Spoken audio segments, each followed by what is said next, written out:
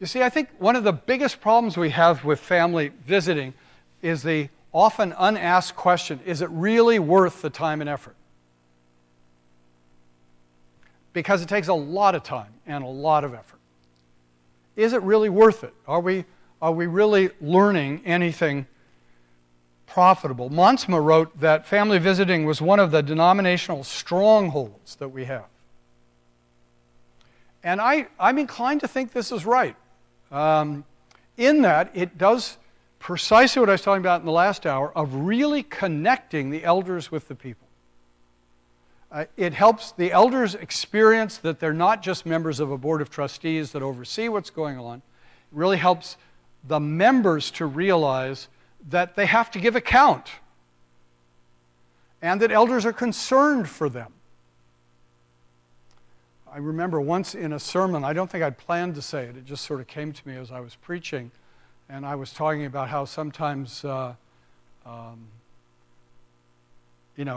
it's good to have some external stimulus to encourage you to do good things. And I paused and I said, like the way we all start family devotions when we know the elders are coming for family visiting, so that we can report that we have, well, I was amazed at how much laughter I got out of that. I think it was a little discouraging, actually. But think about it. Let's assume for the moment that there are lots of families out there that only start devotions because the elders are coming. Isn't it good that they started devotions?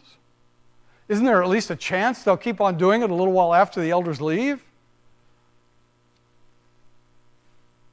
I can remember one of my happier experiences was when my 6-year-old daughter, we had some seminarians over for Sunday afternoon dinner, and after dinner we got out the Bible, and my daughter, with the impish look only she could have, said, Daddy, why do we only read the Bible when we have guests? What do you say? I mean,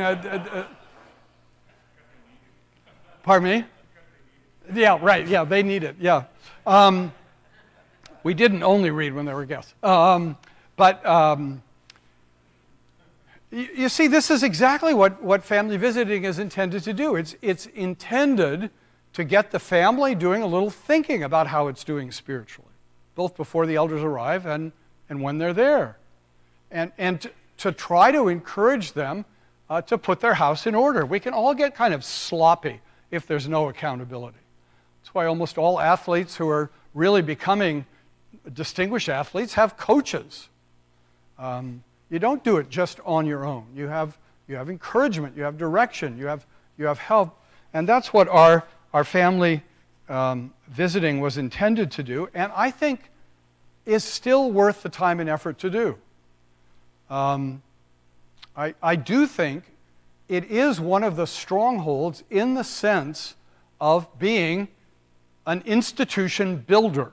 It builds institutional connection. My church isn't just officers who are off there and a congregation doing their own thing, but there is really contact, there's really communication.